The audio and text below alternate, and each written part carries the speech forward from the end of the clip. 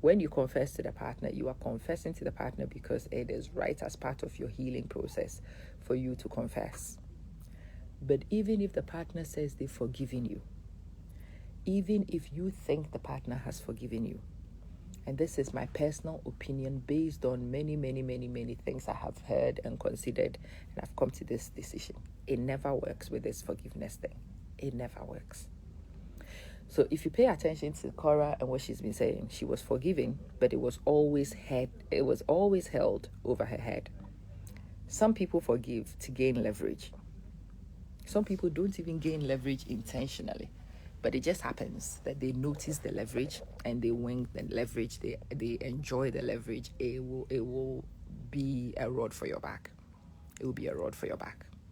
So if you've made a mistake, if you've goofed, just accept the consequences of the mistake and move on. That would be what I will advise you to do.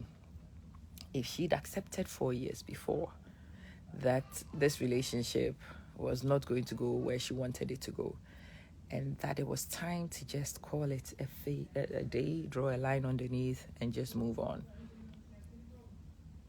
Yvonne, I'm sat in Copenhagen. I'm just waiting to board, and then I'm heading towards Istanbul and finally back home to Abu Dhabi. When the trust is broken, it's nearly impossible to reconstruct it.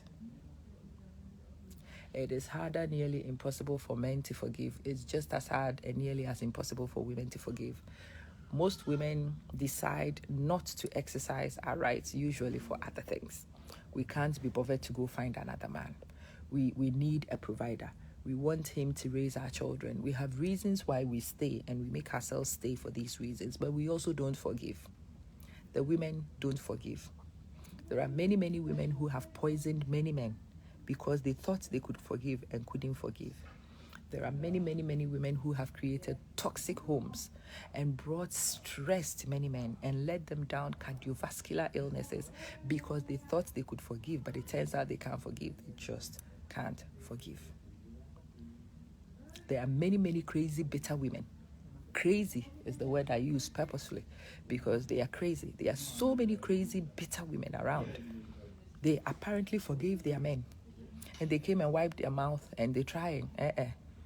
Oluto, Sandra, it doesn't matter whether you are in a relationship or in a marriage or in a situationship or whatever. It's leverage and it becomes a weapon. Do you understand? When you grant somebody leverage over you, it's a weapon for them. And most people will use the weapon at your expense.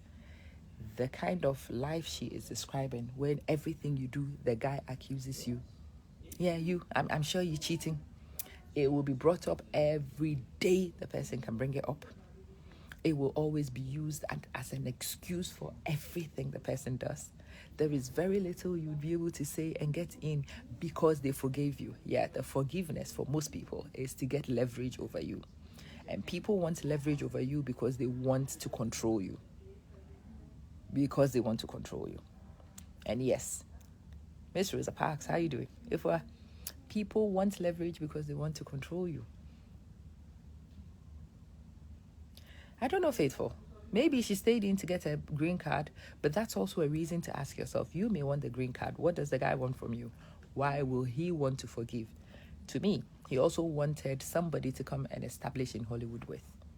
So if somebody was using somebody, both of them were using each other. When he went back, he didn't go back to Oregon, where he's from. He came to LA. Why did he come to LA? He came to LA because he wanted to do the glitz and the gloss. And I think both of them have built a lot of the glitz and gloss.